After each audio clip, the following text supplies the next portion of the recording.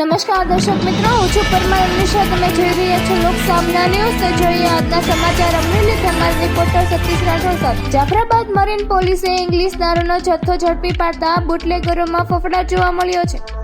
Jafrabad marine પોલીસે patrolling દરમિયાન ધારાબંદર વિસ્તારમાં વિદેશી દારૂ ભરેલો બોલેરો પિકઅપ ગાડી ઝડપી આરોપી અને ડ્રાઈવર ફરાર.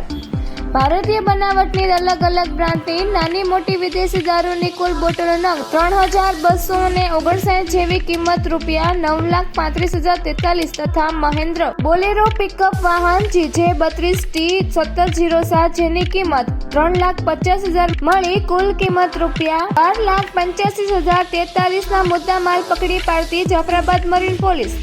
જાફરાબાદ મરીન પોલીસ સ્ટેશનના ઇન્સ્પેક્ટર MB ગોહિલ સાહેબના માર્ગદર્શન હેઠળ જાફરાબાદ મરીન ટીમ નાઇટ પેટ્રોલિંગમાં હોય તે દરમિયાન બાતમીના આધારે જાફરાબાદ તાલુકાના ધરાબંદર ગામે ડંકા લેન્ડિંગ પોઈન્ટ વિસ્તારમાં બોટો દ્વારા દરિયાઈ માર્ગ ભારતીય બનાવટનો વિદેશી દારૂનો જથ્થો લાવી ઇંગ્લેન્ડ વાહનમાં ભરી હેરાફેરી કરતા હોય ત્યાં જાફરાબાદ મરીન પોલીસની ટીમની વોચ ગોઠવતા તપાસ કરતા ઇંગ્લિશ દારૂનો જથ્થો મળી આવતા ધારાબંદરની જાફરાબાદ મરીન પોલીસ સ્ટેશનમાં લાવવામાં આવ્યો.